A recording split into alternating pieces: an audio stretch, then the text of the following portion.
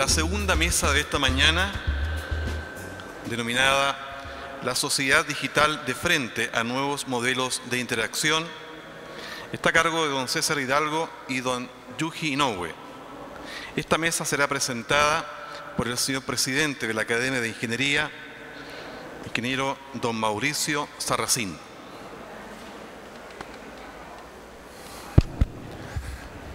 Bueno, muy buenos días a todos. Después de la interesante y extraordinaria sesión que tuvimos hoy día en la mañana, ahora vamos a ver qué pasa con la sociedad digital y la sociedad del futuro. Tenemos acá a dos excelentes expositores que ya no voy a presentar, pero quería simplemente decir algunas palabras sobre la sociedad digital. Bueno, que los avances de la electrónica, la comunicación y los sistemas de información están cambiando, como ustedes todos saben, la sociedad en varios aspectos. En la forma en que nos estamos relacionando, en la manera de hacer negocios, en cómo nos educamos y cómo nos informamos. Y tal han sido los cambios que se dice que estamos viviendo ya una sociedad digital. Actualmente una parte muy importante de la humanidad tiene acceso a estas comunicaciones digitales instantáneas, a Internet, teléfonos inteligentes, y con ello acceso a una cantidad increíble de información en forma casi instantánea. Por ejemplo, los teléfonos inteligentes integran en un solo aparato cosas que antes estaban en forma individual, como teléfono, reloj, bibliotecas, mapas, cámaras fotográficas, video, acceso a información personalizada a través de las nubes de información, conexión a cuentas bancarias, etc.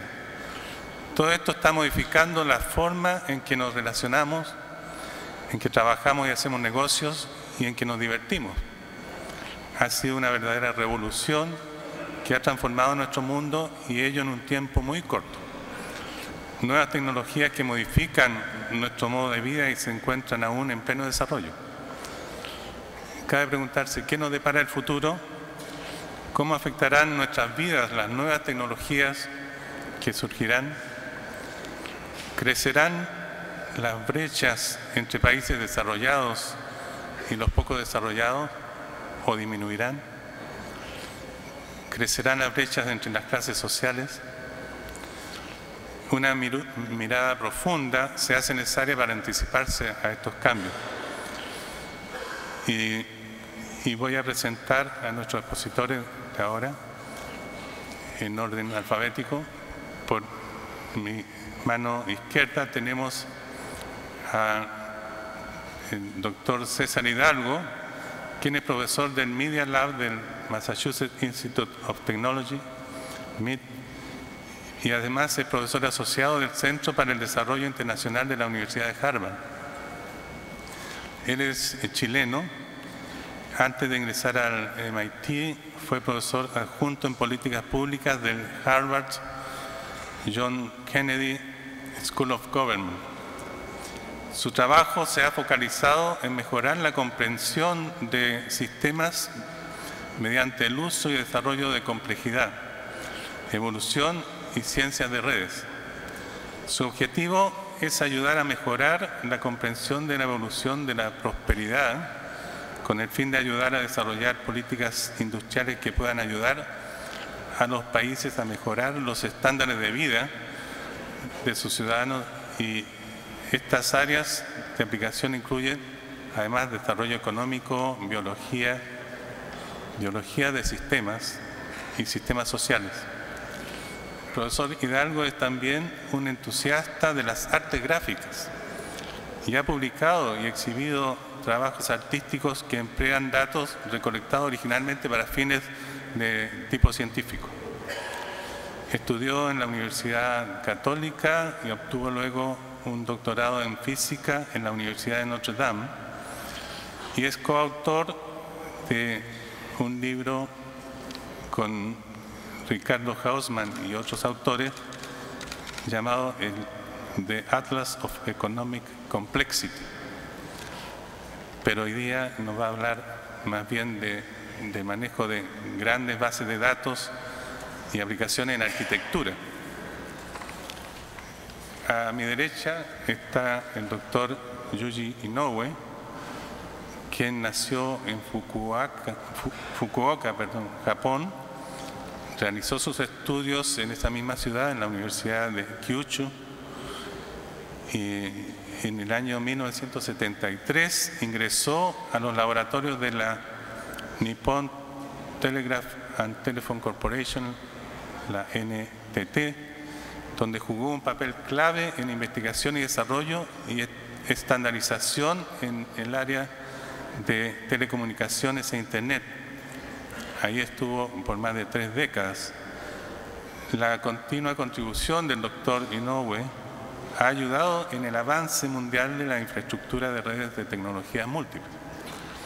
Además de su trabajo en el desarrollo de equipos y sistemas de redes, se dedicó a la estandarización de redes digitales de servicios integrados, a la jerarquía digital sincrónica, a la arquitectura de redes de transporte y a través de las organizaciones internacionales de estándar, la ITU-T. El doctor Inoue coinició la nueva generación de arquitectura de software llamada Telecommunications Information Networking Architecture, o TINA, de cuyo consorcio fue presidente del foro técnico por 6 años.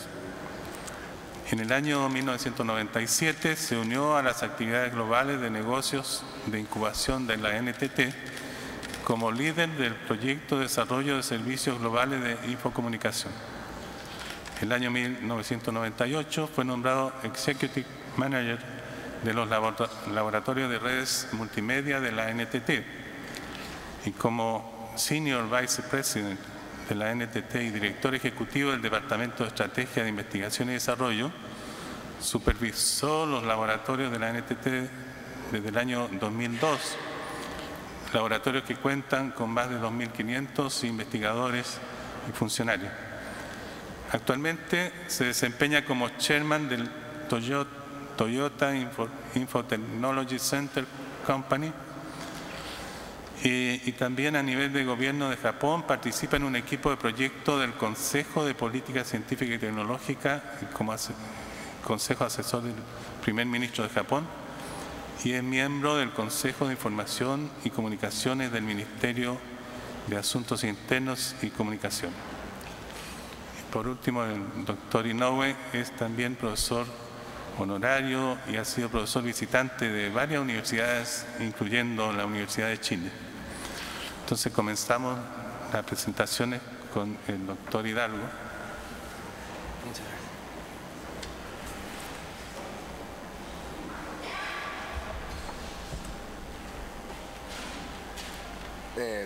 Muchas gracias, Mauricio, por la introducción.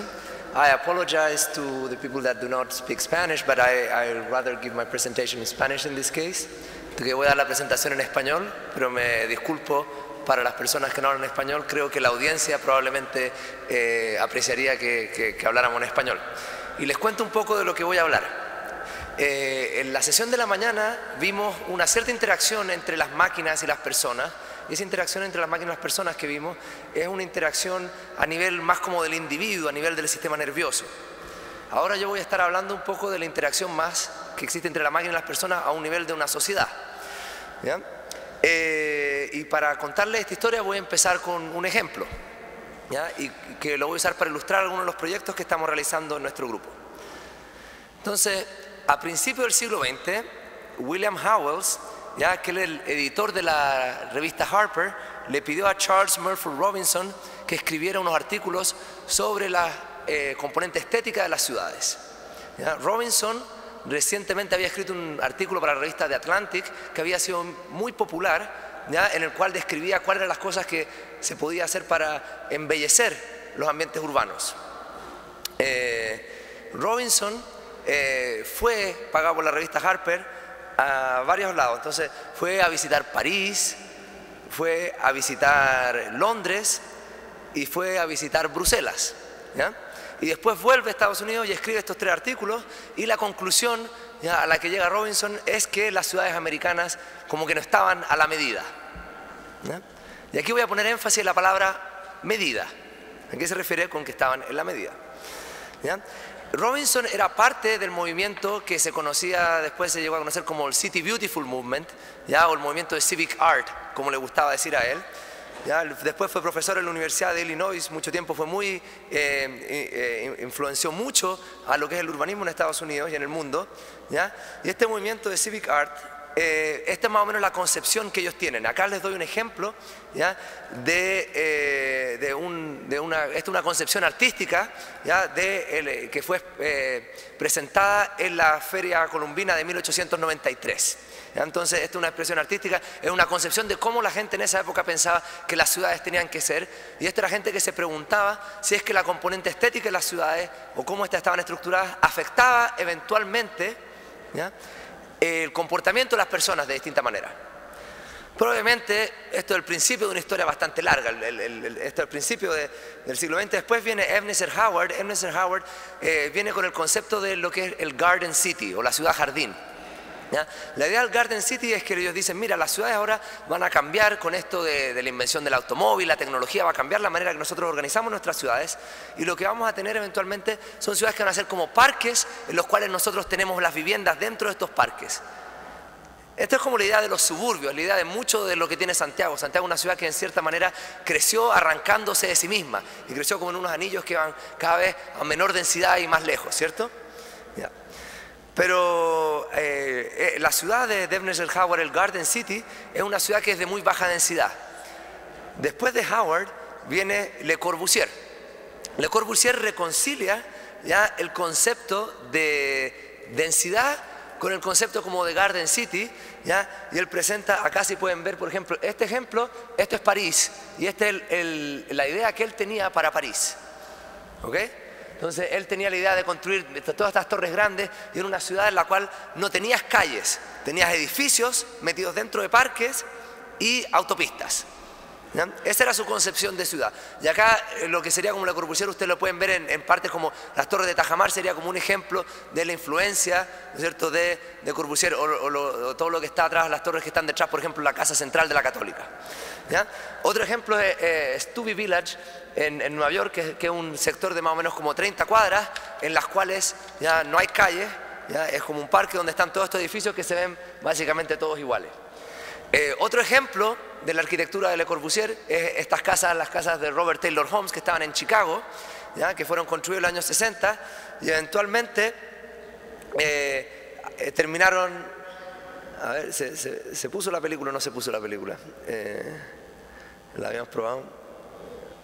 Bueno, y en esto fue lo que terminaron, ¿ya? Porque ¿qué es lo que pasaba? Que el concepto de Le Corbusier, este concepto de esta ciudad que estaba hecha en estos edificios grandes, que están puestos en unos lugares donde eventualmente es como un parque y solo residencia, le faltaba ciertas cosas que las ciudades sí tienen, una cierta complejidad que existe en las ciudades que no existía en este diseño que se había presentado. Entonces eventualmente, ¿no es cierto?, estos edificios fueron destruidos.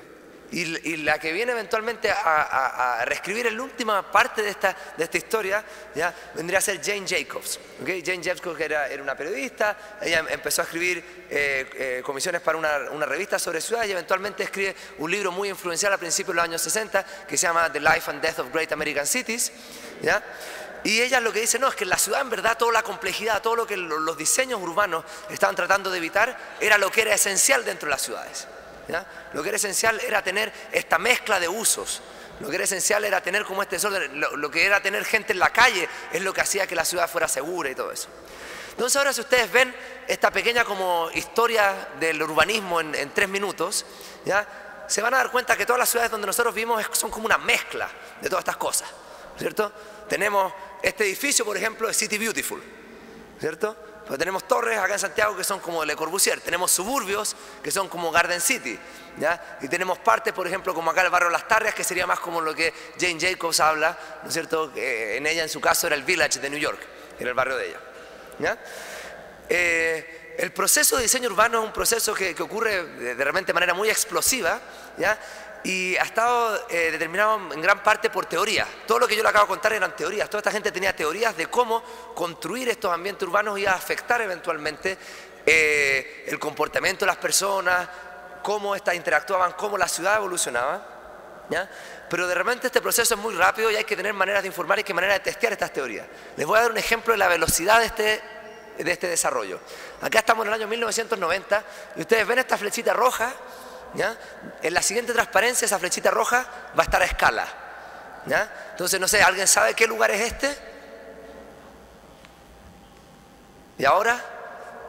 No, ¿no es cierto? Es Dubái, ¿ya? Entonces ustedes ven, esa es la flechita roja, está ahí, ¿ya? Y ese es el cambio. Entonces ustedes ven que es un proceso como bastante acelerado, donde hay que tomar, ¿no es cierto?, un gran número de decisiones que son tomadas a través de más que nada como criterios teóricos y con muy poca data. Y nos queda siempre la pregunta, ¿cómo los lugares nos hacen sentir? ¿Ya? ¿Qué hace que un lugar nos haga sentir seguro? ¿Qué hace que un lugar se vea moderno? ¿Qué hace que un lugar se vea más único? ¿Que un lugar se vea de una cierta clase social? ¿Que un lugar se vea más vívido? ¿Ya? Y son preguntas que uno dice, bueno, estas son preguntas como quizás no tanto que se prestan para una ciencia cuantitativa. Entonces yo me hacía esas preguntas porque cuando uno viaja mucho, empieza como a pasar en distintas ciudades y uno empieza como a hacerse esas preguntas inevitablemente. Pero yo soy un tipo que soy muy cuantitativo, me gustan mucho los datos. Entonces dije, bueno, ¿cómo vamos a ser capaces de medir eso? Entonces, un proyecto que nosotros hacemos para poder eventualmente contestar a esas preguntas, medir esas preguntas, este proyecto Place Pulse. Entonces nosotros decimos, mira, en verdad las fotos ya están. Google, no sé por qué, puso todas las fotos disponibles de un montón de ciudades en esta herramienta que se llama Google Street View. Entonces nosotros tomamos las fotos de Google Street View, las podemos comparar y le preguntamos a las personas, entonces, ¿qué lugar te parece más único? ¿1 o 2?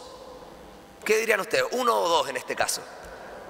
No sé si en el marcador del Colo se ve mejor, porque ahí está el marcador del estadio que pusieron. Pero se ve 1 o 2, dirían 2. ¿No es cierto? Ahora, ¿qué lugar como se ve de una clase social más alta? ¿La foto 1 o la foto 2? 2. ¿Eh? ¿Qué lugar se ve más seguro? 1 o 2. 1. Entonces la gente puede responder estas preguntas. Son preguntas muy simples, ¿ya? Son preguntas muy, muy simples. El truco es que son preguntas muy simples con data que ha sido recolectada por otros fines, ¿ya?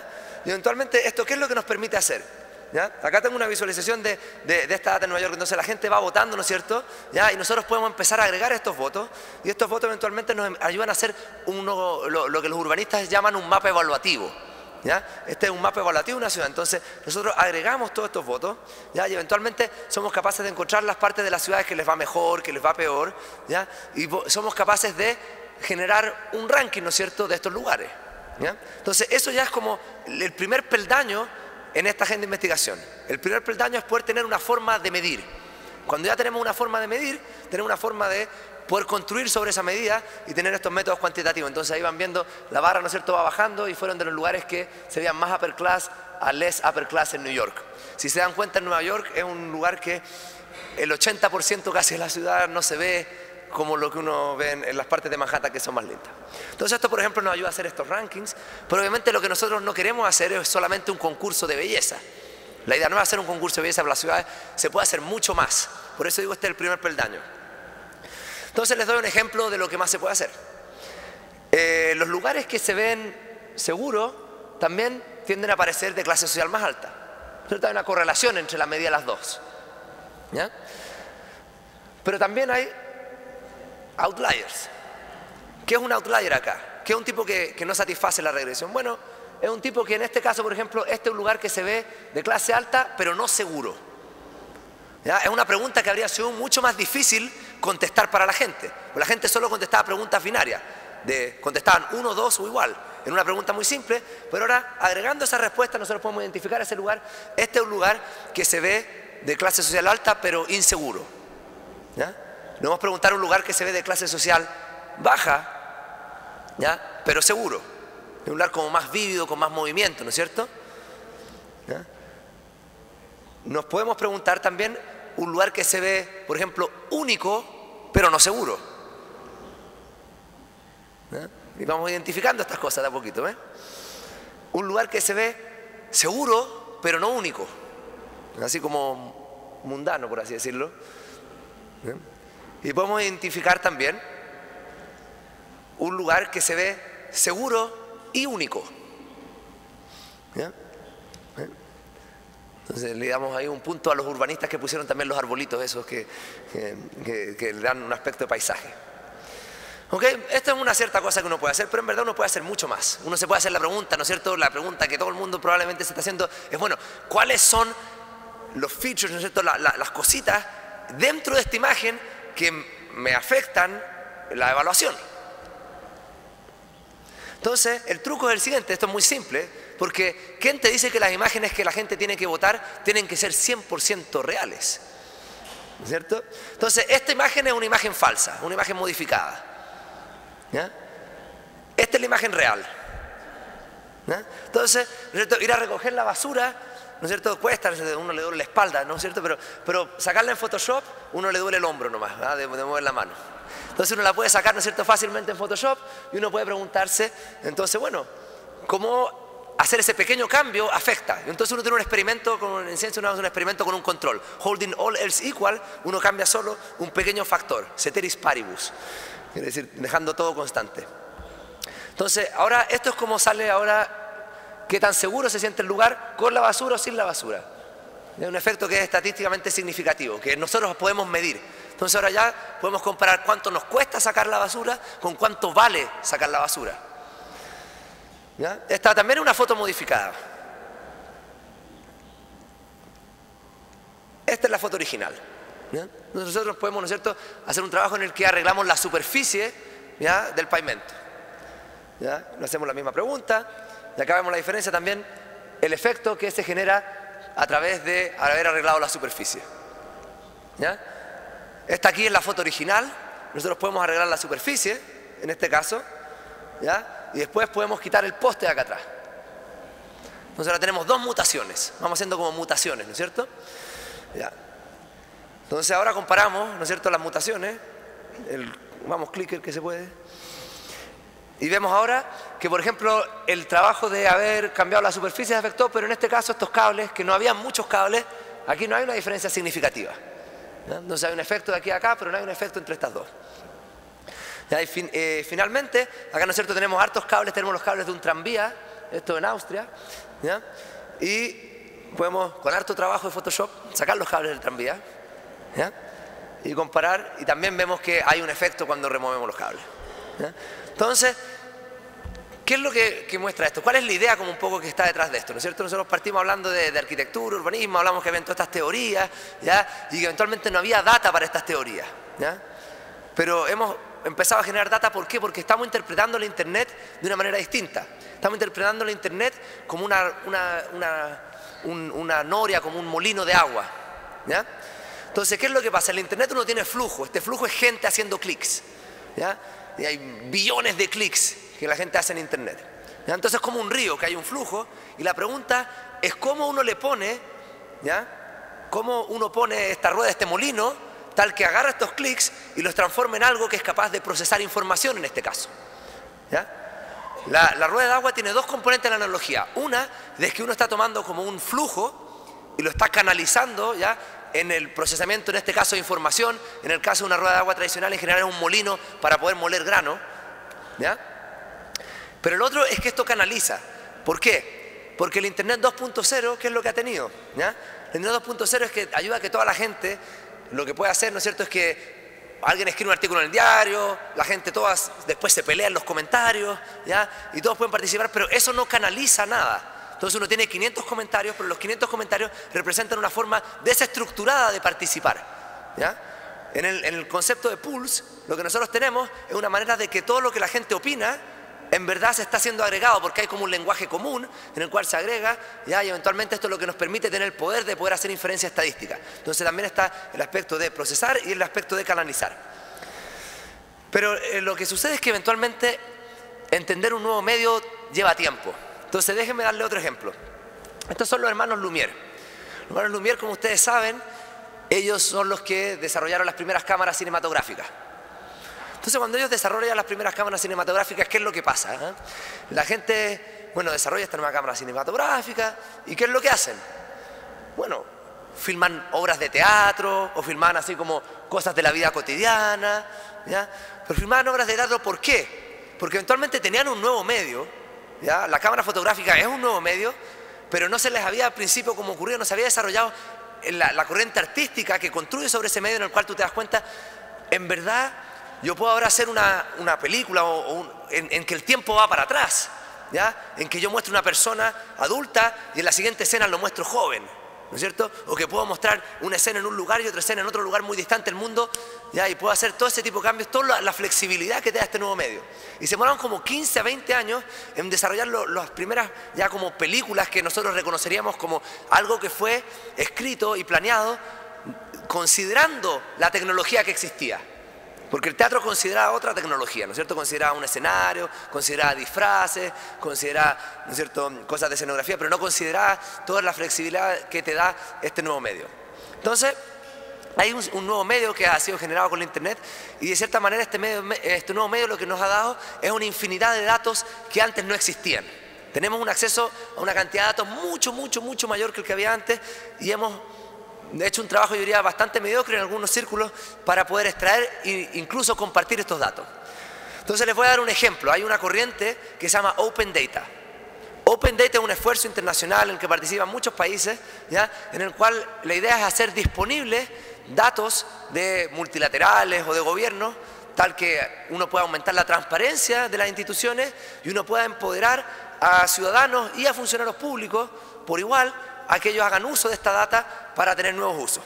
Entonces acá, por ejemplo, este acuerdo a data.gov, no sé si han ido, data.gov es la del gobierno de Estados Unidos, acá hay data.gov.cl, ¿ya? Entonces les voy a dar un ejemplo de que, dado de este esfuerzo, que es lo que una gran organización como la OSD te ofrece con Open Data. Entonces mi abuelito, él es contador.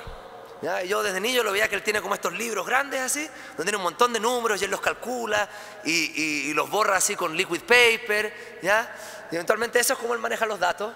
Y la OSD cuando hace Open Data, básicamente te pone estos libros en la pantalla. Eso es lo que te da para ofrecer, ¿ya? Una información estructurada de una manera que es muy poco accesible, ¿no es cierto? ¿Ya? No hay como una API, una interfaz que uno puede hacer para construir, para nada. Vamos a las Naciones Unidas. Naciones Unidas es un presupuesto de $2.000 millones al año. Estados Unidos paga un cuarto de ese presupuesto. ¿Y qué es lo que las Naciones Unidas tienen que ofrecer? ¿Ya? Este es el principal sitio de data de las Naciones Unidas, el UN Comtrade. Entonces, el UN Comtrade es eventualmente todas las aduanas del mundo reportan, ¿ya?, su información de comercio internacional, de qué le compraron a quién y cuál fue el volumen y eso. Y las Naciones Unidas te da este sitio en el cual se deposita esta información y tiene una funcionalidad espectacular. Entonces uno puede ir a este sitio y lo que puede hacer es que uno dice, mira, obviamente un sitio pagado, uno lo puede acceder a través, por ejemplo, yo en MIT lo accedo a través de que la biblioteca compra una suscripción, ¿ya? Y lo que uno hace es que llega y dice, bueno, entonces voy a elegir una lista de países, voy a elegir una lista de productos y voy a submitir un query. ¿Ya? Así que, ¿no es cierto? En Google ustedes están submitiendo un query, pero acá ustedes submiten un query y lo que hace el sistema es que eventualmente les dice, sí, lo voy a poner en la cola. Entonces, después de 1 o 2 días te va a llegar un email, ¿ya? Y después de 2 días te va a llegar un email que te va a dar permiso para que tú puedas bajar este archivo que se demoró 2 días en generar. Entonces decimos, no, eso no hace sentido. Eso no tiene nada que ver con la tecnología, eso tiene mucho que ver con, yo creo, la organización que está desarrollando esta tecnología. Porque en Google yo soy capaz de buscar toda la web con autocomplete. Entonces hay algo raro acá, hay algo raro, tiene que haber algo raro en esto de Open Data. Entonces nosotros hicimos una alternativa, entonces demuestro la alternativa. Nosotros tomamos toda esta data, toda la data de ese sitio y nosotros en vez de mandarte un email después de 2 días, te generamos una visualización después de un par de segundos, ¿ya?, que te responde gráficamente cualquier pregunta que ustedes tienen con respecto a la data de comercio internacional. Entonces, esta, por ejemplo, es la estructura productiva de Turquía y cómo va evolucionando. Este cuadrado grande acá representa algodón. Y acá vamos pasando el año 70. Y si se fijan, estos cuadrados verdes acá van creciendo. El cuadrado verde oscuro y el cuadrado verde claro. Van creciendo a medida que va pasando el tiempo. Y aquí, cuando ya sean suficientemente grandes, vamos a parar y nos vamos a preguntar qué es lo que son. Mire, eso es hilo de algodón, distintos tipos de ropa, calzoncillos, entonces son cosas de vestuario. Entonces podemos ver cómo esto sigue evolucionando, ¿ya? Podemos ver cómo evoluciona la estructura productiva de este país, ¿ya? Y eventualmente nos podemos parar, ¿ya? Y nos vamos a preguntar, por ejemplo, otra pregunta. Nos vamos a decir, bueno, ¿cómo nosotros podríamos predecir cómo va a evolucionar esto? ¿Ya? Entonces podemos hacer preguntas, por ejemplo, de, bueno, ¿cuál es el mercado internacional que estos tipos de productos tienen? ¿Cuáles son los países que uno estaría en competencia cuando entre en esto? Pues también uno puede predecir esto. Entonces acá yo puedo tomar, y este es un mapa de todos los productos del mundo, ¿ya? Y los productos están conectados, es más probable que los países los coexporten.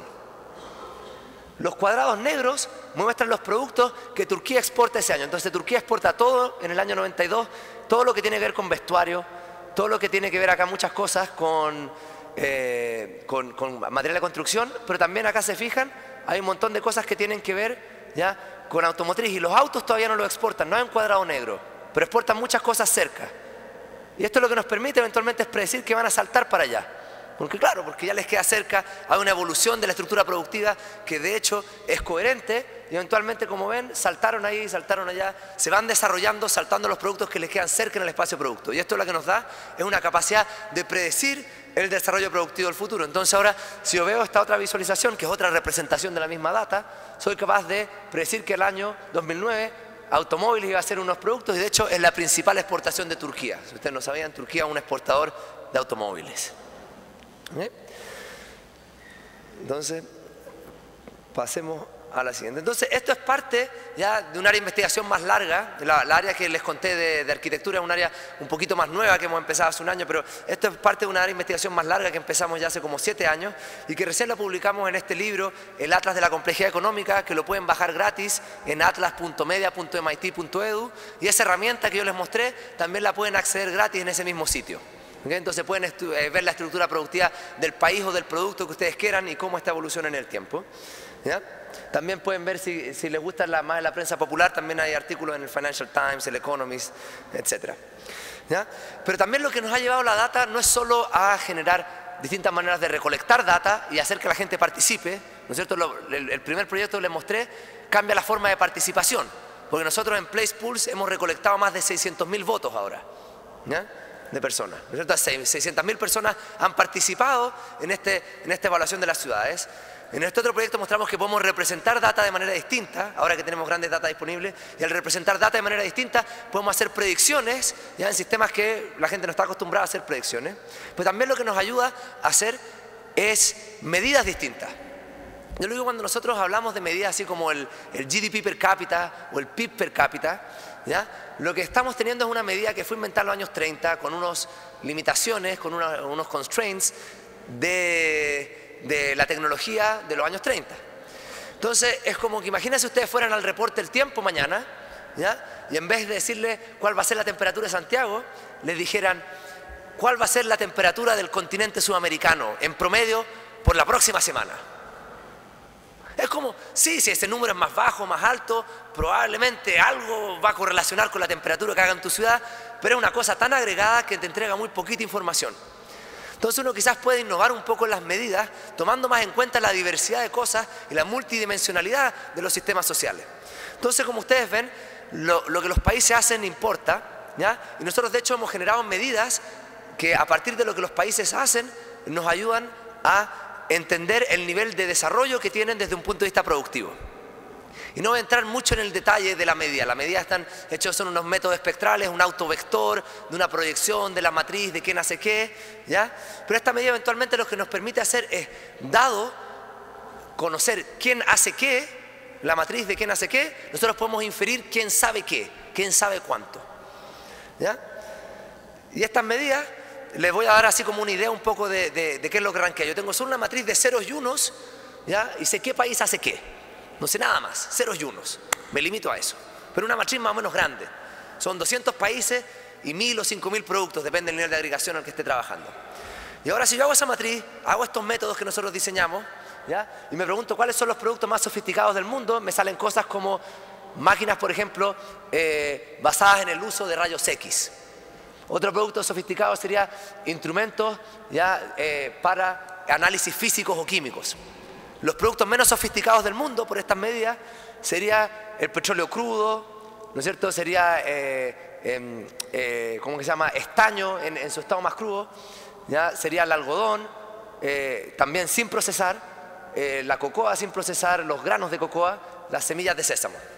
El país más sofisticado del mundo, ¿ya? Sería Japón, el segundo Alemania y el tercero sería Suiza, ¿ya? Entonces tenemos unas ciertas medidas que más o menos como que hacen sentido, pero hacer sentido en general, ¿ya? No te explica nada. Pues hay muchas cosas que hacen sentido, ¿ya? La religión hace sentido, pero no es una teoría predictiva. Entonces queremos tratar de ver qué es lo que podemos predecir con esto. Entonces vamos a tomar acá una medida basada en una teoría del mundo que estamos más acostumbrados, que es el ingreso per cápita. Y acá vamos a tomar la complejidad económica. Y vemos que hay como una correlación más o menos buena. Esta es nuestra medida basada en qué es lo que los países hacen y esto es cuánto ganan. Y la pregunta que nos vamos a hacer es, ¿qué es lo que importa? ¿Lo que tú haces o lo que tú ganas? ¿Ya? Entonces acá yo tomé 3 ejemplos. Este acá es Singapur, este es Chile y este es Pakistán. Y estos los tomo como ejemplo solo porque son 3 países que hacen exactamente el mismo número de productos. Pero cuando uno considera otras cosas de estos productos, como qué tantos países hacen esos productos, qué tan diversificados son los países que tú haces, y uno hace este método que nosotros tenemos, Singapur se agrupa con los países ricos, Pakistán con los países pobres y Chile se queda más o menos donde mismo. Entonces tenemos una correlación más o menos buena, pero todas las cosas correlacionan con ingresos. El número de los kilómetros de calle, todas las cosas correlacionan con ingresos. Pero la pregunta es quién sigue a quién. Es lo que se llama la causalidad de Granger. Entonces lo que yo puedo decir es que mira, si lo que importa es la complejidad, yo puedo empezar a pensar un poquito qué quiere decir estar afuera en la línea de este diagrama. ¿Qué es lo que quiere decir ser China, India, Ucrania, Armenia o Bielorrusia? Bueno, estos son países que nosotros estaríamos diciendo que tienen lo que se necesita, ¿ya? Para hacer las cosas que están hechas por países que ganan 10 veces lo que ellos ganan, ¿ya? They have what it takes to make the things that are done by countries that are, 10 times richer. Entonces, ¿quién debería crecer? Si yo soy capaz de hacer tu trabajo, pero cobro 1/10 del sueldo, es más probable que quizás mi sueldo crezca, ¿cierto? Estos países acá son países pobres, por ejemplo, Camerún, Sudán, pero dado lo que hacen, no deberían ser más ricos. Pero estos sí. Estos, dado lo que hacen, son muy ricos, ¿ya? Entonces yo puedo tomar el residuo, que es la distancia entre la línea de regresión y el punto, y ver si es que eso predice crecimiento, ¿ya? Y predice crecimiento como caballo, ¿ya? Entonces predice crecimiento muy fuerte. Entonces decir, bueno, pero es que hay otras cosas que entran, ya puede decir, es que está la gobernabilidad, está la educación. Me da la impresión que en Chile como que este año se habló un poco de educación, no me queda claro si es que eso fue algo que pasó, ¿no? Pero me da la impresión que sí hubo un diálogo en educación. Entonces uno puede decir, bueno, podemos comparar con otras cosas. Entonces en el libro nosotros comparamos con otras cosas. Entonces, por ejemplo, tomamos todos los indicadores de gobernabilidad del Banco Mundial, tomamos una regresión más o menos grande y vemos la contribución marginal a esta regresión de nuestras medidas de complejidad y de todas las medidas de gobernabilidad del Banco Mundial, ¿ya? Y la contribución marginal, después de controlar por el ingreso inicial, después de controlar por el crecimiento de las exportaciones de materias primas y un montón de otras cosas, ¿ya? Encontramos que la contribución marginal de nuestra variable de complejidad económica es 15%. 15%. Todas las variables de gobernabilidad del Banco Mundial juntas es como un 2%, y por separadas no son ni siquiera significativas, desde un punto de vista estadístico. Las variables de educación, esto es lo que nos va a nosotros, esto es como salen las variables de educación que tenemos. Ahora, esto es como nos va a nosotros y esto es como le va al índice de competitividad del World Economic Forum. Y ese índice sale todos los años y todos los años va a salir una noticia, ustedes van a ver en el diario, ¿ya? Chile o donde estén o Turquía sube 1 punto en el ranking, sube 2 posiciones en el ranking, baja 2 posiciones en el ranking. Esa noticia, el encabezado podría ser país tiene cambio estadísticamente no significativo en un ranking que no predice nada, ¿ya? Claro.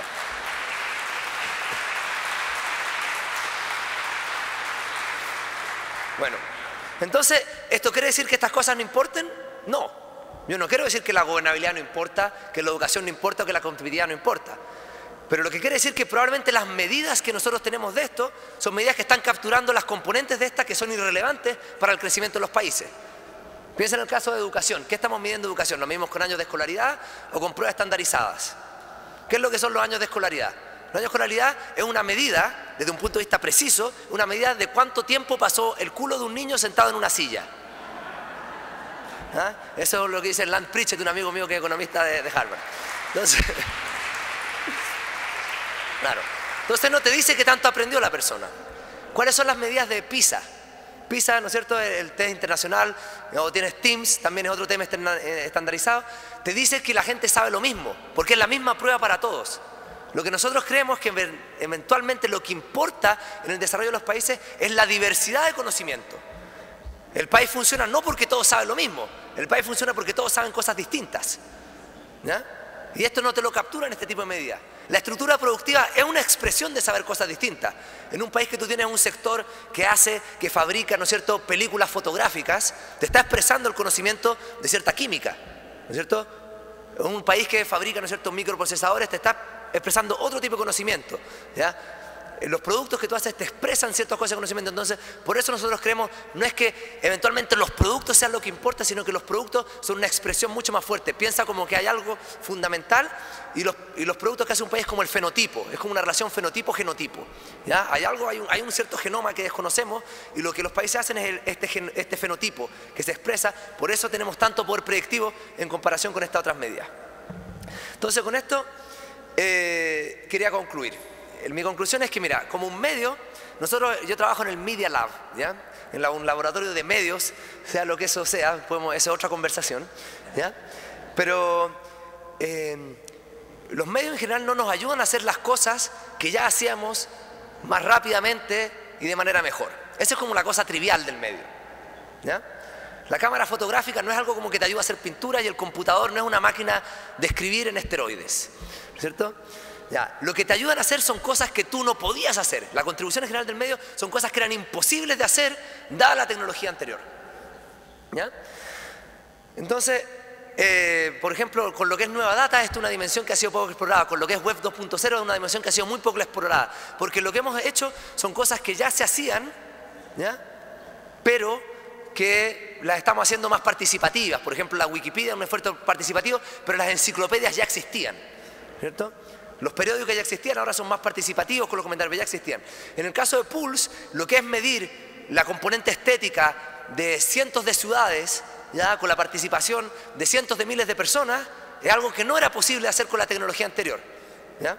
Entonces hay ya una componente como que expande la virtualidad del fenómeno. Lo que esto también apunta es que hoy en día, desde un punto de vista como de la generación en la que yo me encuentro, la generación X, que se dice así como la nomenclatura de la generación de Estados Unidos, ¿ya?, es muy difícil comprarse el cuento de que eventualmente vamos a poder seguir por, no sé si será 50 años, 100 años o 200 años, con lo que yo llamo la democracia de un bit.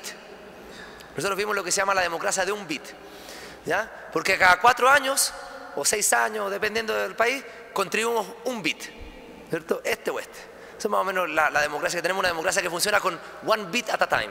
Entonces eventualmente tenemos un sistema en el cual nuestra capacidad de procesar información de manera colectiva es muy pequeña, ¿ya? Pero tenemos tecnologías que nos pueden ayudar a aumentar esa capacidad si es que somos capaces de explorar la virtualidad, de usar visualizaciones para representar datos y visualizaciones para recolectar datos, y recolectar datos de manera inteligente, entender cuáles son las cosas donde la gente sí participaría, porque también no toda la gente quiere participar en todo, y hay toda una exploración, ya que yo diría que todavía está de una manera muy temprana. Entonces va a haber un futuro donde la virtualidad que están abriendo estos medios va a ser una virtualidad que también va a afectar, ya, lo que son los sistemas de gobernabilidad. Yo creo que esta transición va a ser más o menos lenta. Ustedes vieron, por ejemplo, el estado de la tecnología en las Naciones Unidas, en el OECD. Yo trabajo mucho con las Naciones Unidas. El Banco Mundial, tengo que decir que en verdad ellos sí tienen un sitio web, el de WDI, que a otro nivel comparado con lo que tienen las otras organizaciones, pero en general muchas de estas organizaciones o gubernamentales o multilaterales, yo digo que la pregunta de tecnología que se están haciendo es si deberían comprarse una impresora a color, ¿ya? ¿Ya? ¿Ya?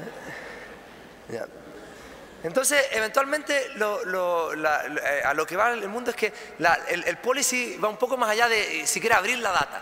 Cuando ustedes van a data.gov o van al sitio de data abierta que hay acá, lo que ustedes van a encontrar, y por favor vayan a los sitios, vayan a data.gov, vayan a data.gov.cl, van a encontrar un montón de archivos, todos en formatos distintos, ¿ya? Todos estructurados de manera distinta, ¿ya? Muchos de cosas bastante irrelevantes, ya que son difíciles de encontrar, que es muy difícil de construir. ¿Ya? Lo que nosotros tenemos que construir ahora es construir los sistemas que demanden mejores datos, tener unas políticas que ayuden a abrir los datos.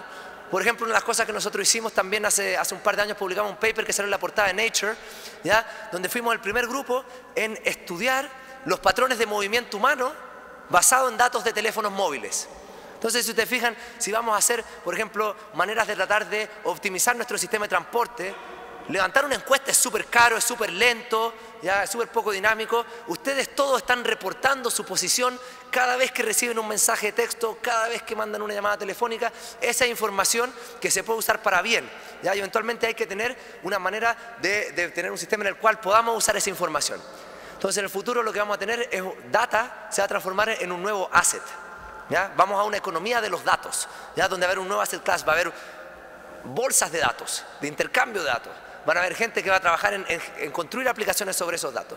Y en eso yo me quería quedar en un futuro, de mostrarle un poquito de cómo nosotros estamos llegando a un futuro donde en verdad los datos van a ser parte central de nuestra economía, de nuestra gobernabilidad y de nuestro día a día. Y con eso quisiera darles muchas gracias y también agradecer al equipo de gente que trabaja conmigo. Gracias.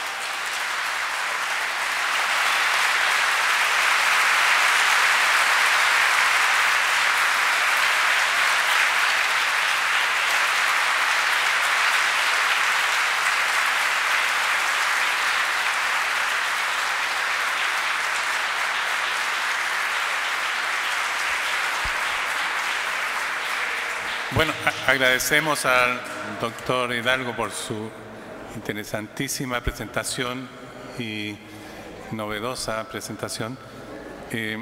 Al final de las dos presentaciones vamos a tener oportunidad para unas pocas preguntas, pero recuerden que mañana a las 10 hay un foro en que van a estar todos los presentadores y que se van a poder hacer todas las preguntas y comentarios que deseen. Ahora dejo con ustedes al doctor Inoue.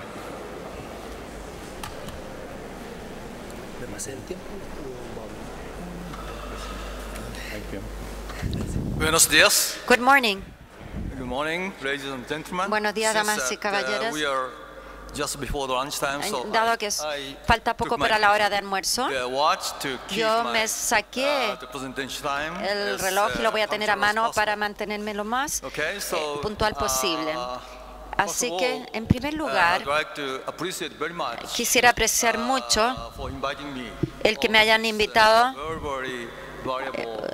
a esta conferencia por dos puntos. Por dos razones. Una, que estar acá ha sido algo muy placentero y muy informativo. He obtenido información de los mejores científicos y aprecio mucho tener esa oportunidad. Y lo segundo, que me sorprende que el Congreso en Chile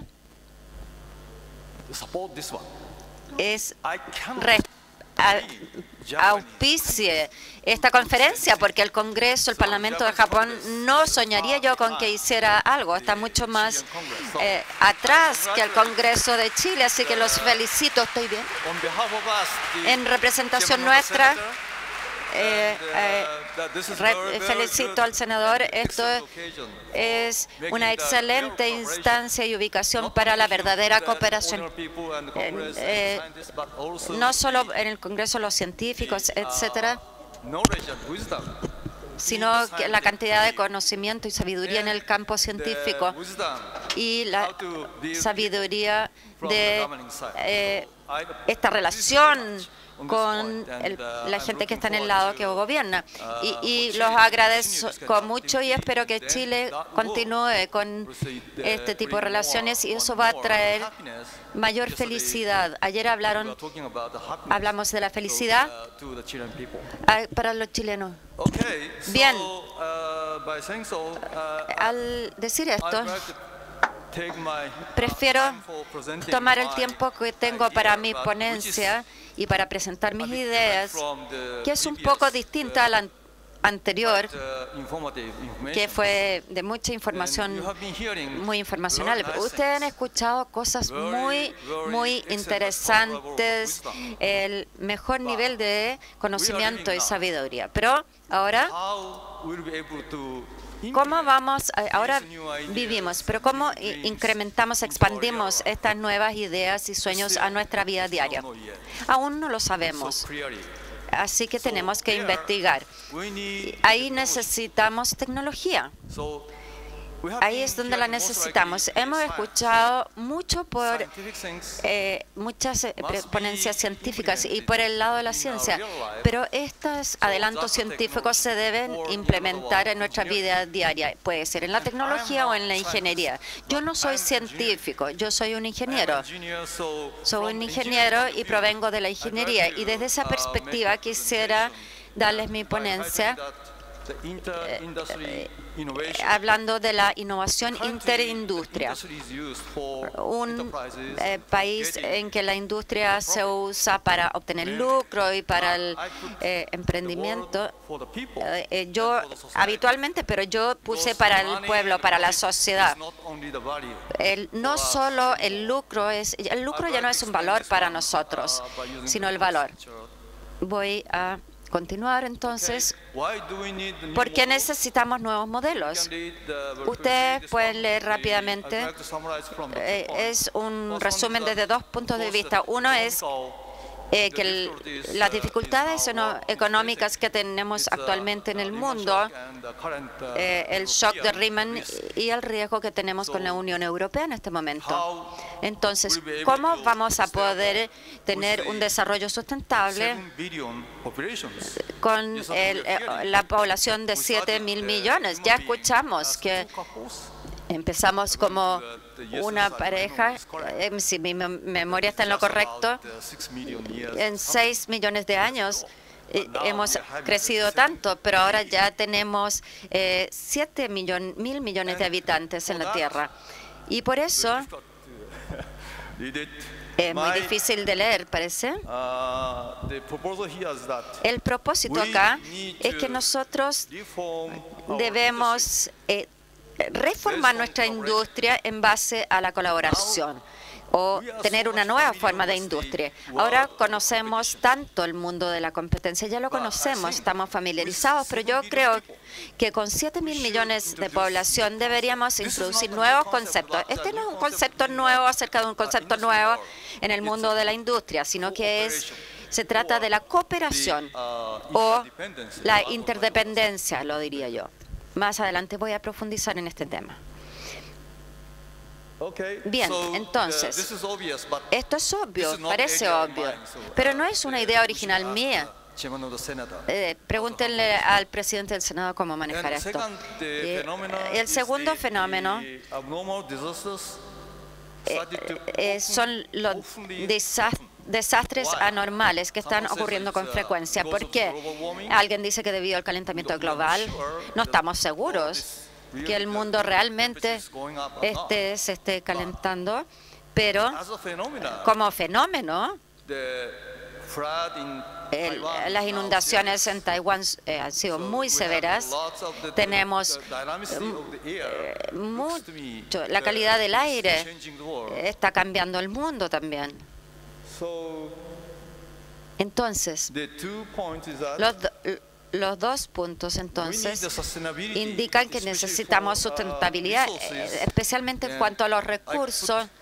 Y yo puse FEW, que es una sigla en inglés que quiere decir poco, pero representa alimento, energía y agua. Y en Chile ustedes tienen tanta riqueza en cuanto a recursos naturales y agua y alimentos, porque ustedes exportan alimentos. Así que están avanzando en este punto. Pero ¿cómo utilizar sus recursos de mejor forma, más eficiente, para que satisfaga las necesidades de 7.000 millones de personas? Y lo segundo es que la resiliencia, necesitamos mecanismos de resiliencia que nos protejan ante terremotos, tsunamis, inundaciones, etcétera. No hemos tomado o prestado tanta atención a estos hemos prestado atención a cosas comunes, ordinarias, pero cuando ocurre algo extraordinario, generalmente no estamos preparados para ello. pero estos se están repitiendo cada vez más con mayor frecuencia. Entonces, ¿qué hacemos con estos desastres? ¿Cómo los manejamos nosotros para protegernos?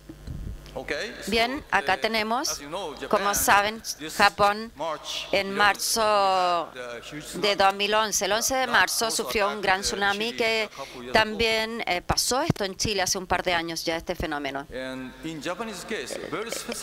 Japón se cree específicamente que tenemos más bien, se cree que el accidente de la planta nuclear que fue destruida por el tsunami tiene grandes consecuencias. Esto ocurrió por primera vez en la vida de los seres humanos. ¿Cómo entonces recuperarse de este desastre? ¿Y cuán intenso es este fenómeno? ¿Cómo vamos a poder hacerlo en el futuro, protegernos en el caso de estos fenómenos?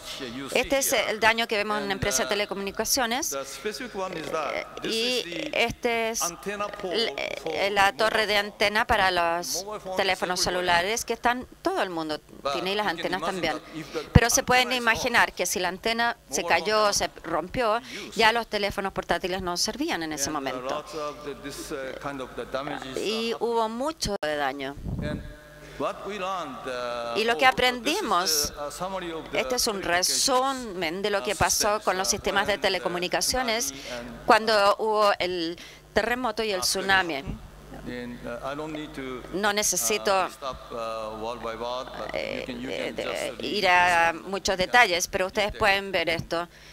Y los problemas entonces significa que cuando el sistema de telecomunicación se instaló, eso fue aproximadamente hace 100 años atrás, y se ha utilizado casi la misma arquitectura en la tecnología. Entonces, esto ha sido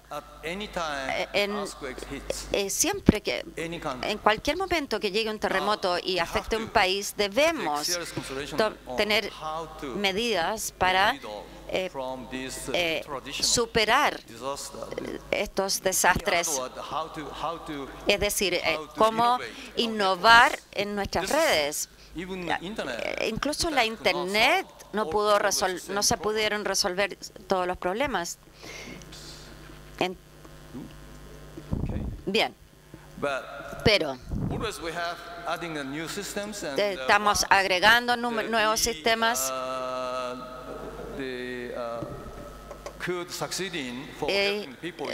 El éxito en la ayuda para las personas después del terremoto que tuvimos hace 15 años en Kobe. Kobe en ese momento tuvimos muchas dificultades, que hoy en día estas dificultades, hoy en día los niños van a la escuela, los padres estaban en distintos lugares. Entonces, si había un desastre durante las horas del día, cada miembro de la familia no sabría dónde están mis padres, dónde está mi madre, está segura, le pasó algo, mi padre, ¿cómo está? Entonces, creamos, después del tsunami, este número de seguridad de la familia, que en Japón es el 171, y es un sistema que se registra por voz o email. Si uno aprieta, nos indica si estamos vivos la otra persona que nos envió el mensaje, por lo menos. Luego se marca 171 y se coloca ingresa su número de teléfono celular o el de teléfono fijo, y luego puede grabar un mensaje, puede dejar un mensaje o puede enviar un email. Entonces sus parientes o los miembros de su familia van a poder saber y marcar de nuevo de otra ubicación, y pueden entonces leer su mensaje. Entonces todos saben en la familia qué pasó con los parientes. Al menos, por lo menos está viva, está ahí, en tal lugar, y mi madre que está segura allá, etcétera. Este nuevo sistema funciona muy bien. El segundo, un sistema de alerta. Este sistema de alerta, que se basa en conocimientos científicos, Hay dos distintos olas, cuando hay una horizontal y otra vertical en el caso de los terremotos grandes. Y la vertical tiene una rapidez, una velocidad más grande. La diferencia es 4 kilómetros por segundo. Entonces, cuando ocurre el terremoto a metros, cientos de metros de distancia, la ola vertical o el movimiento vertical 2,5 segundos más tarde empieza el movimiento horizontal. Entonces, algunos segundos nos permiten parar los trenes, por ejemplo. En Japón tenemos el sistema de ferrocarriles que se llama Shinkansen. Son sistemas de trenes que se desplazan a 300 kilómetros por hora. Y muy frecuentemente pasan cada 3-5 minutos estos trenes que se desplazan a 300 kilómetros por hora. Y cuando viene un terremoto fuerte, ningún tren se dañó. ¿Por qué? Porque se había detonado este sistema de alerta. Y este sistema de alerta los frena automáticamente a los trenes. La velocidad disminuye en varios segundos, por supuesto. Es muy efectivo este sistema de frenos. Los pasajeros quedan choqueados, pero es mucho mejor que a que mueran debido a un accidente del tren. Entonces eso funcionó muy bien. Y Google, para encontrar personas, el Google Person Finder es algo muy bueno. A través de Internet, mucha gente entró, en el caso del terremoto, a Heritage, y ellos colocaron su nombre en Google Person Finder. Yo estoy acá, yo estoy allá, etcétera. ¿Sí? Siempre ocurren nuevas dificultades, emergen. En Japón esta vez nos dimos cuenta que las redes sociales, habitualmente las que son como Twitter y similares, transmitieron falsos rumores, pero también brindaron orientación. Así que no sabemos por el momento. Las redes sociales si podrían mejorar o son lo peor o son lo mejor. Así que ahora estamos evaluando los resultados finales de la información de las redes sociales y su efecto. Luego, la difusión de la información, especialmente por parte del gobierno, especialmente respecto a la planta de energía nuclear, el accidente. Al primero, el gobierno no podía difundir, no podía hacer pública la información porque tampoco sabía mucho. Pero luego de un par de días, la gran parte de los japoneses ya no creían, no le tenían credibilidad. Porque había muchos rumores por Internet, surgieron. Entonces, incluso yo no estaba seguro de qué estaba ocurriendo en la planta nuclear. Entonces, este tipo de difusión de información es muy importante porque ahora estamos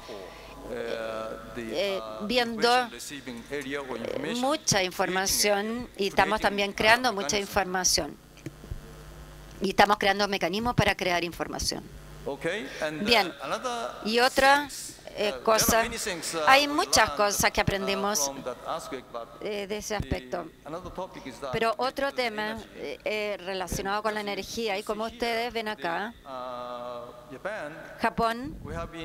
en Japón hemos dependido como 25 a 30% de nuestra electricidad proviene de las plantas nucleares, pero después de Fukushima, la mayoría de los japoneses cree que deberíamos disminuir esta dependencia. Y en ese momento, el accidente de la planta nuclear estuvo tan dañada y no hubo energía en esa área, la mayoría de las plantas cerraron. Entonces tenemos esta brecha de la demanda de un 25%. ¿Y cómo podríamos acomodarnos a esta situación? Bueno, tuvimos un verano muy complicado, porque esto ocurrió en marzo, pero la demanda de energía ha continuado aumentando, y en verano necesitamos aire acondicionado porque en Japón hace más calor que acá. Entonces los veranos en Tokio generalmente la temperatura supera los 30, varía entre 30 y 35, pero ya no pudimos encender en verano los aires acondicionados. Entonces la tecnología que necesitamos, si vemos acá, esta es la noche, la demanda nocturna, por supuesto, es mucho menos que la energía máxima disponible durante el día. Entonces, almacenar la energía eléctrica en la noche, esta capacidad necesitamos para usarla acá. Esto es tan solo es disponible si aumentamos las plantas de energía hidroeléctrica. Eso toma mucho tiempo, así que tenemos que considerar que esta tecnología debería ser implementada en el futuro cercano. Es una tecnología esencial, y lo que hicimos en el verano, durante el verano en Japón, tratamos de reducir el consumo de energía. Es un factor humano de la humanidad, no tiene nada que ver con la tecnología. Entonces cerramos o apagamos la mayoría de la iluminación pública y entonces aumentamos la temperatura del aire acondicionado, y el gobierno pidió a todas las empresas que redujeran el uso de consumo en 15%, y también a los hogares reducir su consumo máximo en 10% o 15%. Y todos contribuyeron, incluyendo el sector privado. En el caso de mi empresa, que yo tengo una oficina en Tokio, en mi oficina la cifra es sorprendente. Pudimos reducir nosotros el consumo en 30%, 30.5%. También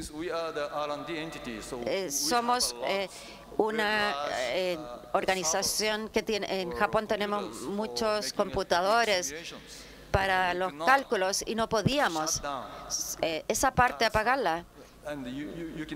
Se pueden imaginar ustedes que los computadores consumen energía continuamente, y en el caso de mi empresa eso significa el 60% del consumo total de energía eléctrica. Eso es estable, pero sí pudimos reducirlo mediante el uso de la mente humana, el conocimiento y sabiduría. Lo que hicimos fue eso. Teníamos la sala de computación, y el computador sí necesita aire acondicionado. Es una necesidad prioritaria. Los seres humanos podemos darnos el lujo de no usar aire acondicionado, pero los computadores no pueden. Entonces nosotros enfriamos salas enteras. Pero cuando esto ocurrió, decidimos que íbamos a tener una pantalla que cubría el sector de computadores, y íbamos a ventilar por sobre los computadores y tratar de minimizar el enfriamiento, y lo hicimos como resultado de esto. Muy bien, entonces este tipo de cosas es lo que hemos estado haciendo, y cuando algo ocurre, la humanidad esencialmente es un factor fundamental para que la sociedad se mantenga estable. Entonces, las lecciones que aprendimos del desastre en Fukushima nos permitió entonces darnos cuenta que necesitamos menos reactores nucleares, las tecnologías. Entonces también Las tecnologías, estas tecnologías a las que me refiero, hay temas muy importantes. La tecnología individual, tenemos que orquestar estas tecnologías, si no, no vamos a poder reducir al 30%, por ejemplo, la necesidad energética. Y este sistema a lo que me refiero de orquestación solamente podría estar disponible a través de la comunicación y la información IT. Y entonces, esa es la información que necesitamos en el futuro, una sociedad informada, una ciudad tecnológica. Y eso es lo que requerimos hacia el futuro. Entonces, como solución, esto no es 100% solución, pero una de las buenas soluciones es tener una sociedad digital. Y esto está disponible hoy día. Hemos llegado a este nivel. 5.000 millones de celulares están disponibles. De 7.000 millones de habitantes en el mundo, hay 5.000 millones de celulares. Ahora, las comunicaciones están en todas partes. Incluso en los países más pobres o en las sociedades más restringidas. Tenemos esta capacidad ahora. Y en Chile también ustedes están instalando el sistema de producción televisiva a través del sistema digital con la posibilidad de proporcionar información interactiva. Entonces, esta es un área donde tenemos una nueva capacidad, o hemos adquirido una nueva capacidad. La capacidad digital del mañana debiese introducir capacidades máquina a máquina. Esto implica autos, sensores que son distintos a los celulares o a los teléfonos inteligentes, deberían ser conectados y ser debería cumplir un gran rol en la red, también digital y real. Esto es un área un poco distinta. En nuestros datos touch está trayendo mejores vidas, particularmente está mejorando la calidad de vida de las personas, particularmente en el área rural, particularmente personas más indigentes o vulnerables en la mayoría de los países. Las redes del futuro, entonces, hay muchas redes hacia el futuro que debiesen implementarse. Como dijo César, van a ser resilientes, van a ser grandes datos en nubes o clouds. Debemos saber cómo hacer que la red sea resiliente, particularmente en casos de crisis. Entonces, como mencioné, el título es Innovación Interindustria de la Sociedad Digital. ¿Qué es esto desde el punto de vista del ICT? International Communications Telephony. Esto entonces son nuevas redes, son otras redes, autos. Tenemos otra infraestructura. Debiésemos tener la red resiliente, además la red digital. Y al hacer esto sustentable y asequible, se permite entonces que la gente se pueda familiarizar con este tipo de conexión. También hay otros sistemas que podrían aplicarse aquí, sistemas de transporte inteligente, etc. Estos son considerados entonces vínculos de máquina a máquina, M2M. En la China, entonces esto tiene otro nombre, pero esto es una red también rural para poder ayudar a la gente. Esto es mi concepto y mi conclusión, que debiésemos siempre implementar lo antes posible Esto es un sistema de orquestación de información, gestión, seguridad. Hay muchas otras cosas que se le pueden aplicar a esto también, pero estos son aspectos esenciales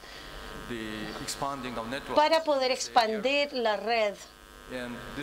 Y esto es finalmente, como mencioné, es la función esencial del ICT. Bueno,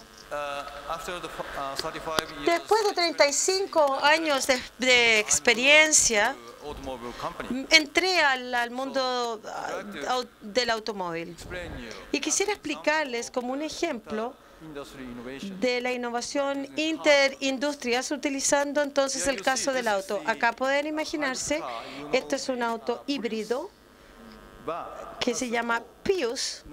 Este auto tiene un conector, un interruptor. Los autos híbridos entonces van a estar lanzados el próximo año. Si el diseño del híbrido, la batería se carga solamente a través del motor.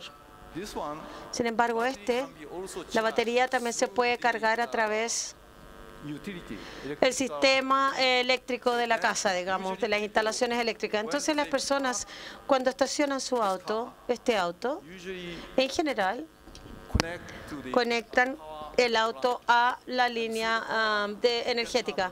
Y a través de esto también se puede tener acceso por la Internet. Esto es una idea bastante nueva o concepto. Cuando uno estaciona el auto y apaga el motor, ese material simplemente se convierte en una caja de iones. No tiene ninguna otra función, está muerto desde el punto de vista de la actividad. Sin embargo, si está conectado a una red, no necesitamos preocuparnos sobre la pérdida de fuerza de la batería. Podemos usar incluso, esto está en el estacionamiento, que se está usando como una función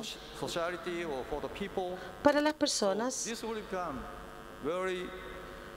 Esto se va a convertir entonces en una infraestructura nueva y muy importante para la sociedad y para la gente. Y esto puede ser movible, por supuesto. Una gran cantidad de estas capacidades van a estar aquí. Parece que me estoy quedando sin batería yo. Ok.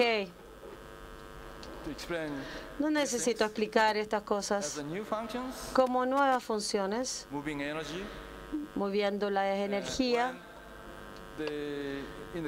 En el caso del Prius híbrido, que tiene una capacidad para usar un día y medio, la electricidad de un día, digamos, si por alguna razón se queda sin energía, se puede utilizar la batería para el uso de su hogar durante un día y medio.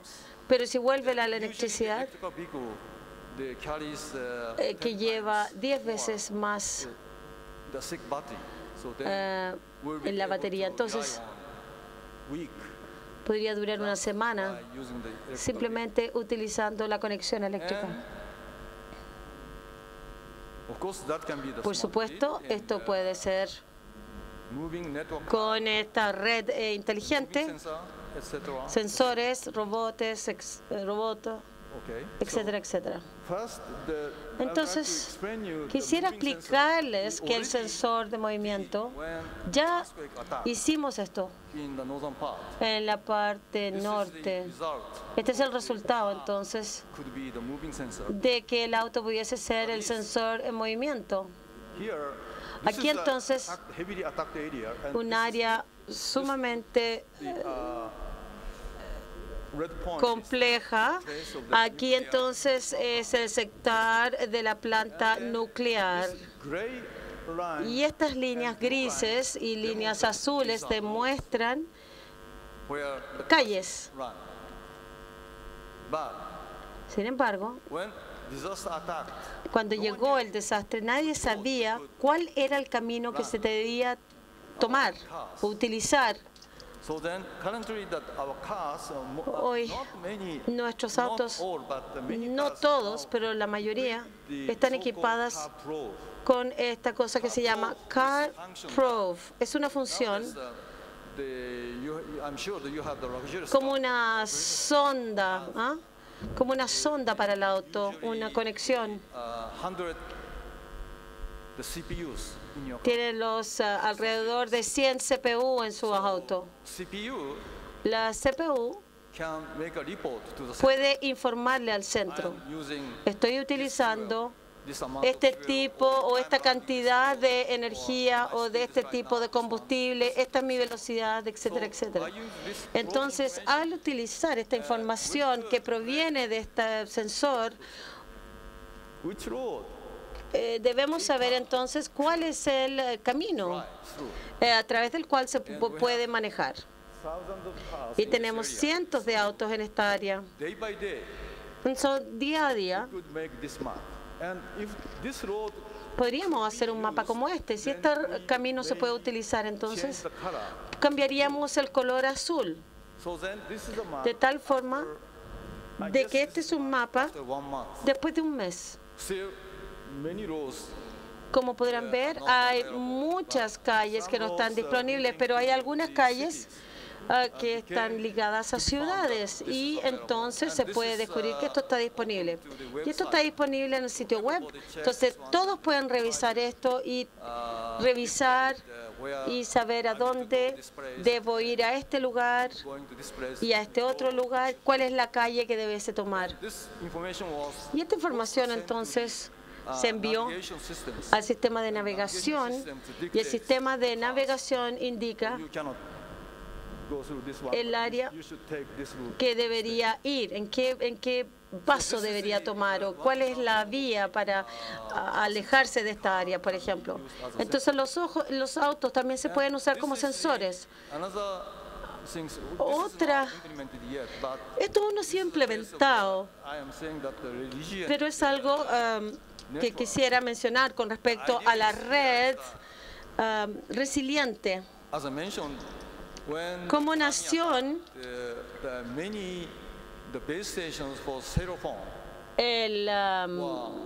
cosa más importante para el sistema de celular y que cuando se quebraron las redes, pero los autos estaban disponibles. Entonces lo que dijimos, teníamos la estación base y estaban ligadas al auto. Ya tenemos la comunicación del auto. ¿Por qué no tenemos ese tipo de capacidad? Entonces, esto es generalmente lo que se utiliza para los sistemas de transporte inteligente. Pero cuando ataca un desastre, cuando ocurre un desastre, esto está ligado entonces a la realización de nuevas funciones o estaciones puntuales para que las personas puedan usar el celular aun cuando las antenas no estén operativas porque se han caído. El otro tema que para mí es importante ahora que me estoy quedando sin tiempo es cómo cómo poder llegar con más felicidad a la gente del área rural. Ustedes, por ejemplo, que están viviendo acá, tienen mucho mejor ingreso que la gente que está en el sector rural. En Chile, ustedes están comiendo de las cosas que producen la gente del área rural o de la costa. En países como en Asia, hay una enorme brecha entre la gente que vive en ciudades y la gente que vive en el área rural. Esta es entonces casi común situación en estos países. La pobreza es alta. ¿Cómo pueden mejorar la agricultura y cómo podemos darle una mejor educación a los niños?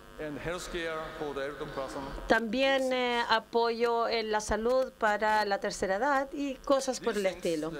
Estos aspectos que son fundamentales que es una pregunta que nos hacemos.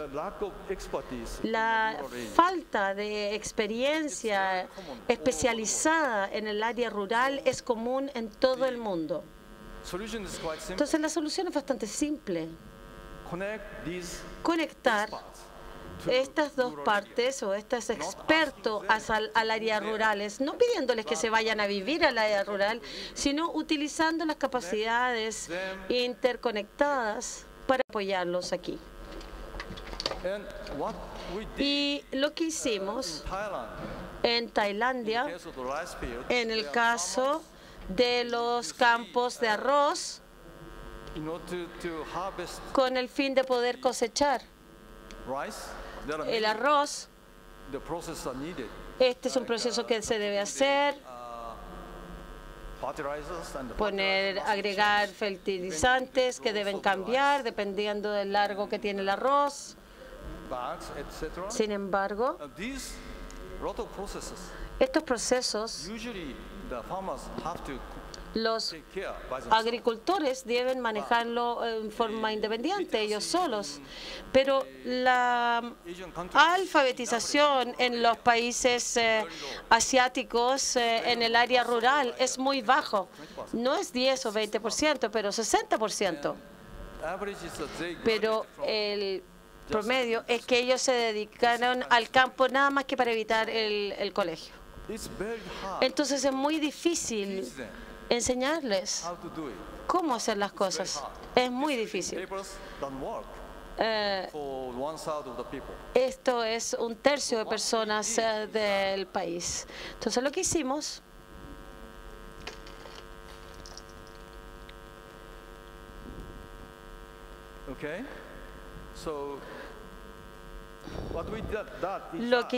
entonces es que distribuimos en forma parcial los sensores para el fertilizador.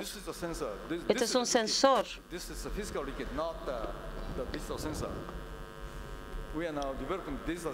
Ahora tenemos un sensor que es muy costoso aún. Los países donde estamos distribuyendo sets químicos para poder analizar los niveles de MPK. Cuando llegan a este nivel, todas las semanas le solicitamos a los agricultores que midan esto y nos informen a través de SMS, a través del celular. Y una vez que esto aumenta, cambia el porcentaje de MPK. Entonces los expertos aquí pueden mandar un mensaje. Ustedes deben que cambiar sus fertilizadores de la A a la B, por ejemplo. Y bueno, entonces este tipo podría ser efectivo, este tipo de información podría ser efectivo y se les entrega entonces a los agricultores de tal forma de que esto es una especie de retroalimentación que se les da en forma directa entre los expertos y los agricultores.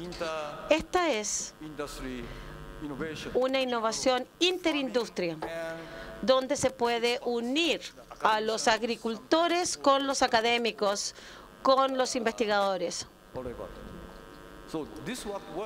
Esto funcionó bien. En Tailandia, en algunas áreas sometimos a prueba y este sistema y aumentó el coeficiente de producción bastante. Y también enseñamos a sus niños en vez de al agricultor, al productor mismo, porque los niños están en la escuela, entonces mucho mejor que los niños que salgan de la escuela, enseñarles a ellos, a los que ya están actualmente en la escuela, enseñarles a estos niños. Entonces esto automáticamente agrega la educación necesaria, la información necesaria para usar estas drogas, productos químicos, cómo usar el sistema de mensajería y la Internet. Entonces, estamos educando a los alumnos en las escuelas y ellos, junto con sus padres, han mejorado en este sentido. Bien.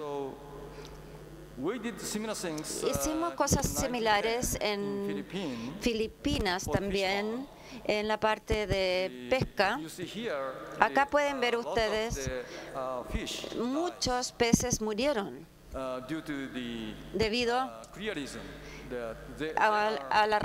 que murieron porque estaban cultivando estos peces en una especie de laguna grande y repentinamente los aguas del fondo subieron y en el fondo no hay oxígeno en el fondo de las aguas. Entonces, en tan solo una noche, miles de peces murieron. Para evitar este tipo de acontecimientos, colocamos sensores de oxígeno principalmente. Y este sensor fue introducido en Japón y el otro lo introdujo Tailandia. Y este de acá, dado que no teníamos suficientes fondos para colocar dinero en diversas partes, este es un sensor flotante desarrollado por los filipinos. Lo interesante es lo siguiente. Este es el japonés. Se ve bastante estable y no tiene grandes interrupciones. Es muy estable en sus operaciones, se garantiza eso. Este es el de Filipinas, es un sensor flotante sobre palos, cañas de bambú, flota sobre una balsa de bambú. Esta es la celda solar y acá tenemos una lata y dentro están los sensores. Los sensores como estos son terminales androides. En los países asiáticos, este terminal, el teléfono androide ya está disponible por $70. Y los androides son muy buenos. Son API abierta. Y este es el hardware para detectar las señales de los sensores. Podemos colocarlos en el teléfono inteligente y esta es como una interfaz y luego este teléfono tiene capacidades Wi-Fi, pero este Wi-Fi no tiene tanto alcance, entonces este tiene un booster. Y este, en Japón, esto cuesta como $1,000. $1,000 en Japón es algo que se puede comprar, pero en Filipinas no. Este es $70 y en total $100. Podrían comprarlo entonces. Esta es una tecnología filipina y deberíamos incentivar este tipo de cosas. Esto significa entonces que la colaboración y la cooperación es esencial. Bien, como resumen, la sociedad necesita no solo sustentabilidad, ya hemos hablado mucho de ello, pero nosotros tenemos claro que necesitamos mejor calidad de vida, mejores vidas, especialmente para aquellos que habitan áreas rurales. Y cuando hay un fenómeno, tenemos que mantener la seguridad de las personas y la credibilidad en caso de desastres naturales. Y también, además de eso, debemos poder administrar las crisis. Eso es esencial, la gestión de crisis. Y también, cuando algo ocurre, no nos sentimos muy contentos, no. Pero lo importante es que la gente se siente casi, siente la infelicidad y un pueblo que se siente infeliz lo importante es que tengan estabilidad y que puedan soportar. Pero la competencia es una palabra que no deberíamos usar, sino colaboración, interdependencia y confiar unos en otros. Muchas gracias.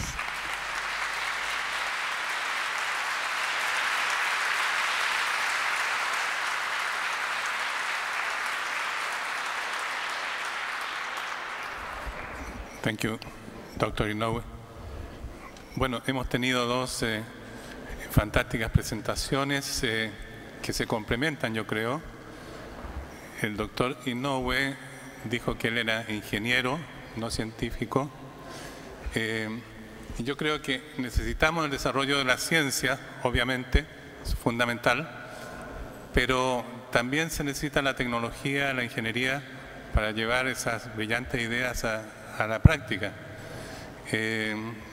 La ingeniería trata finalmente de hacer productos o cosas que sean útiles a las personas y tiene una cierta también metodología que difiere algo de la ciencia.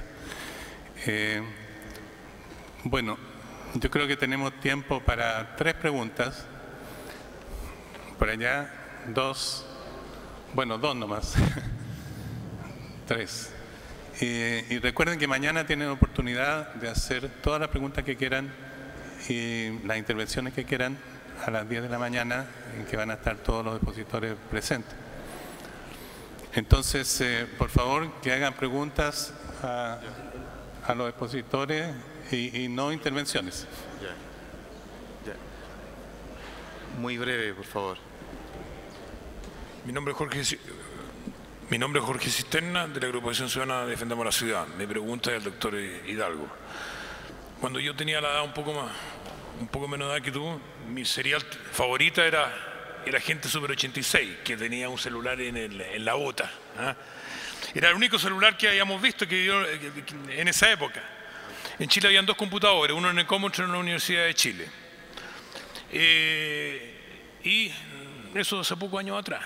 Aquí ustedes nos han dado brochazo, el día de ayer también, de las mega tendencias de cambio que están definiendo nuestro futuro.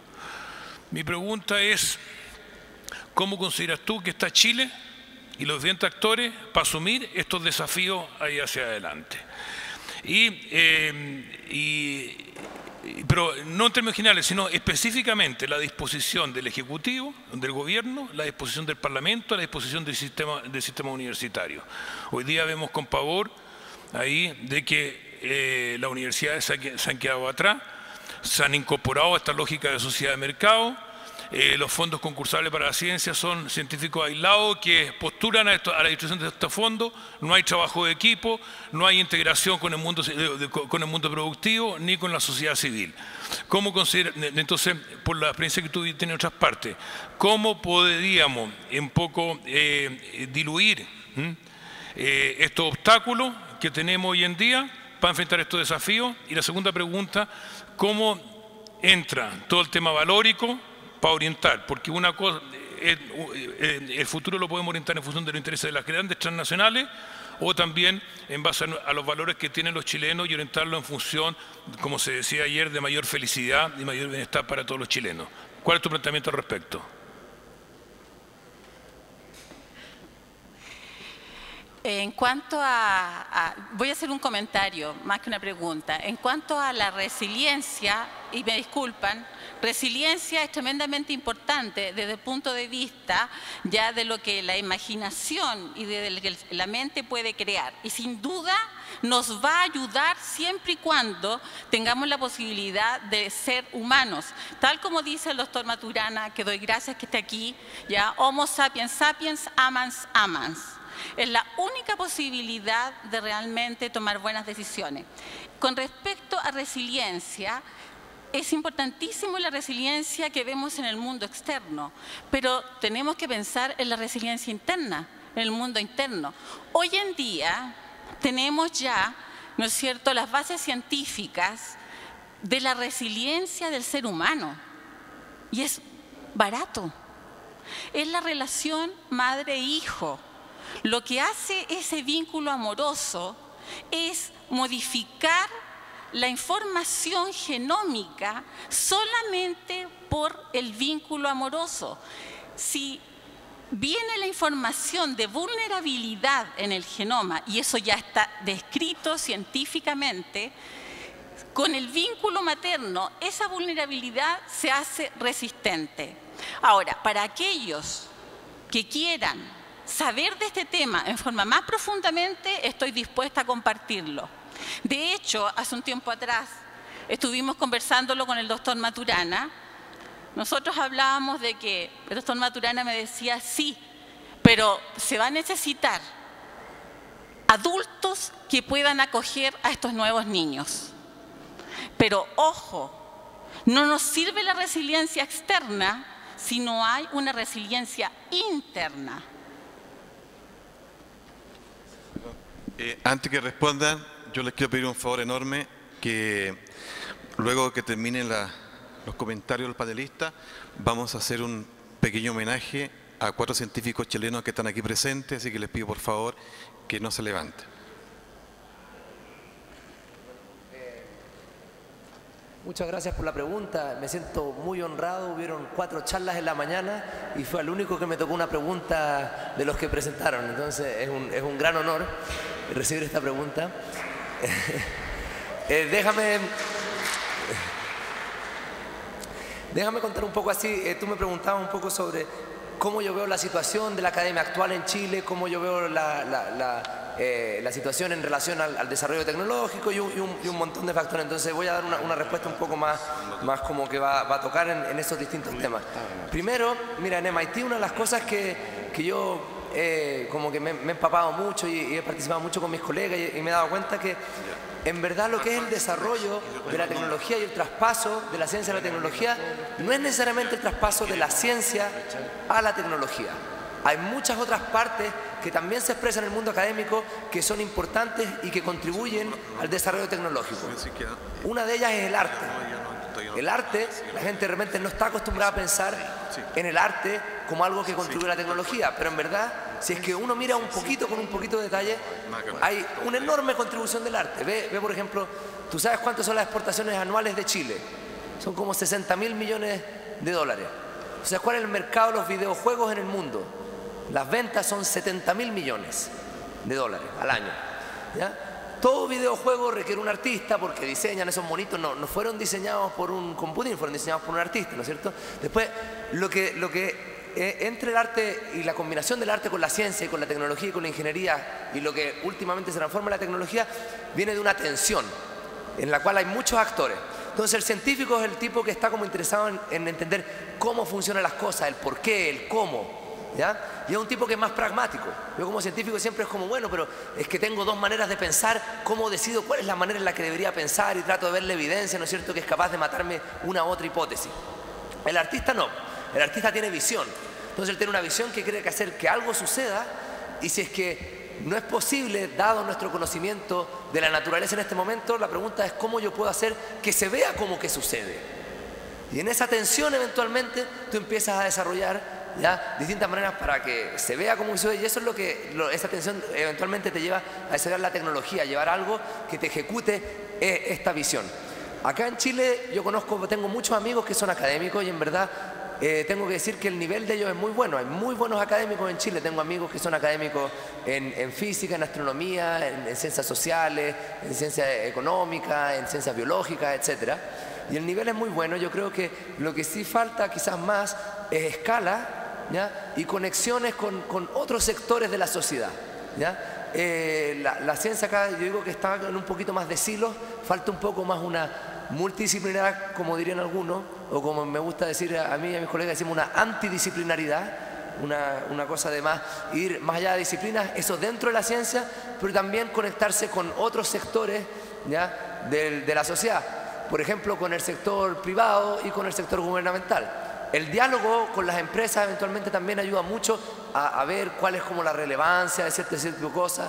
Hay un diálogo muy interesante que nosotros en el Media Lab tenemos, porque somos una organización en la cual hay 74 empresas del sector privado de distintas partes del mundo que son miembros. Entonces ese diálogo yo he aprendido que es muy enriquecedor, porque también hay una cosa que va para los dos lados. Tú tienes una manera de atraer recursos financieros para la investigación, pero también tienes otra manera de generar impacto en la sociedad, porque muchas veces las cosas que se pueden generar en el laboratorio a través de una empresa son capaces de ser implementadas. Entonces, en resumen, yo creo que hay académicos muy buenos en Chile, ¿ya? Y que lo que faltaría ahora es más como un factor de escala, tanto en la conectividad de la red de académicos con otros sectores de la sociedad, ¿ya? Y en aumentar, yo diría, la masa crítica de los académicos mismos, cosa que pueda haber más diversidad, interdisciplinaridad y multidisciplinaridad en la academia. Gracias.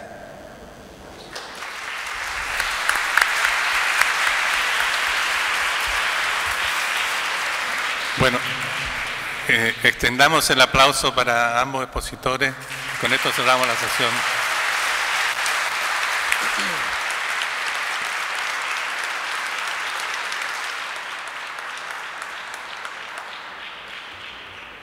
Esta tarde queremos agradecer la participación en este encuentro del futuro organizado por el Congreso de la República de Chile a los 14 científicos internacionales que nos acompañaron: Michel Brunet, Catherine Cesarski, Carlos Rubia, Paul Davis, Joan Silí, Jerome Glenn, José Cordeiro, Ivar Ikeland, César Hidalgo, Yuki Inoue, Lina Silvastava, Abner Friedman, Shimon Ullman y René Passet. Queremos llevar adelante al profesor Carlos Rubia y a don Yuji Inoue, quienes recibirán la medalla bicentenario del Congreso en agradecimiento a su participación en este encuentro. Invito a los señores presidentes de ambas cámaras, quienes harán entrega de las medallas del bicentenario. Los otros queridos científicos fueron premiados anoche en una cena con el presidente de la Cámara y del Senado.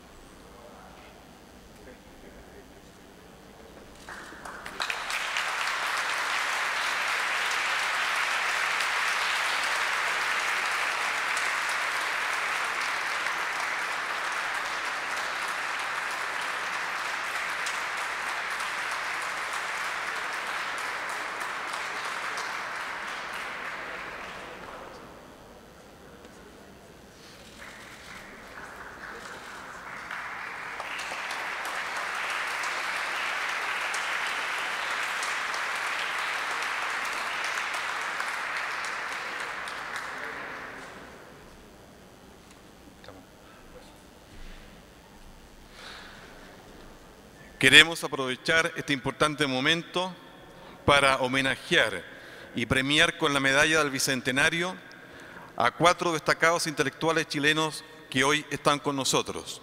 Los invito, por favor, a pasar adelante al señor Humberto Giannini, señor Humberto Maturana, señor Pablo Valenzuela y señor César Hidalgo.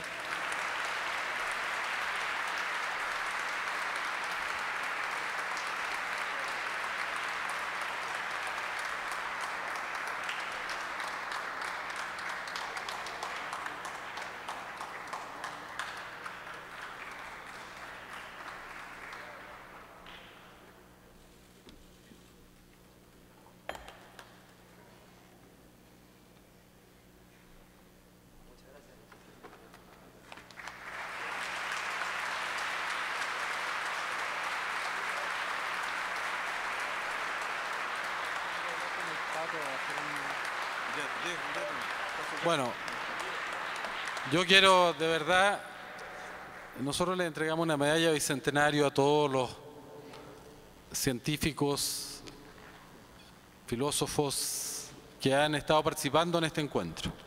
Pero esta tiene un carácter especial también, porque yo creo que Chile, con todos sus científicos se ha prestigiado, pero particularmente Humberto Maturana ha sido una persona que marcó un camino, que ha sido un referente para muchos.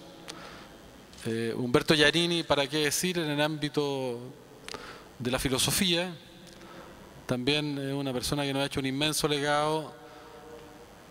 Pablo Valenzuela, creo que es tal vez de nuestros biotecnólogos que ha mostrado no solo el desarrollo de la biotecnología, sino ha desarrollado un hacer que tiene que ser la escuela también de emprendimiento y desarrollo para muchos chilenos. Y César Hidalgo, tal vez más joven, también es una persona a la cual Patricio y yo queríamos rendirle este homenaje, aprovechar de que estamos en el año del Bicentenario y que este encuentro lo hicimos justamente para dar cuenta de que así como ayer otros emprendieron el camino de construir presente y anticipar futuro, nosotros lo quisimos hacer también, marcado en la ciencia, y en ese contexto queremos homenajear a estos científicos, filósofos, amigos que el país también tiene una deuda con ellos. Así que muchas gracias y felicitaciones.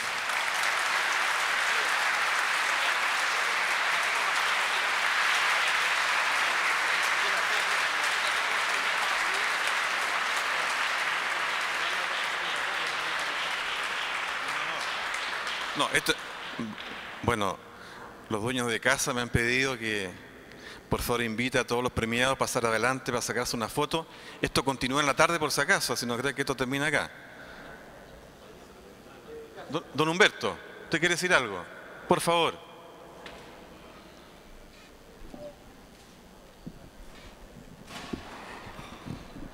Siendo este un congreso con preocupación por el futuro, quiero decir algo. El futuro de la humanidad no son los niños. Somos nosotros, los adultos, con quienes ellos crecen. Gracias.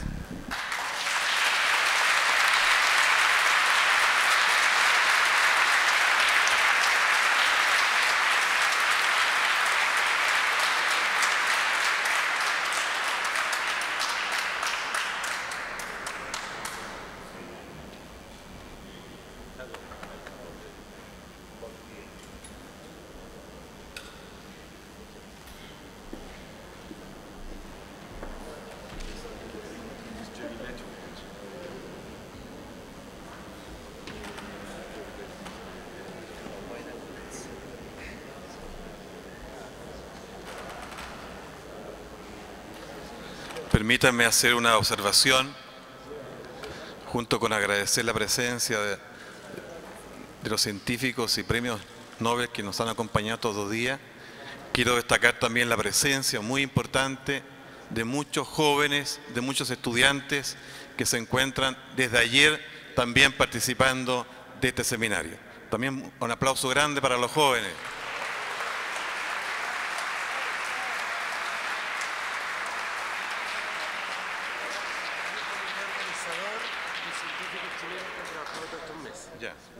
También quiero pedir un aplauso muy especial en este momento y que se pongan de pie a todo el comité organizador que ha trabajado durante meses para que esto llegue a buen puerto. María Teresa Ruiz, Servet Martínez, su hermana de qué nombre, el profesor Aguilera de CONICYT,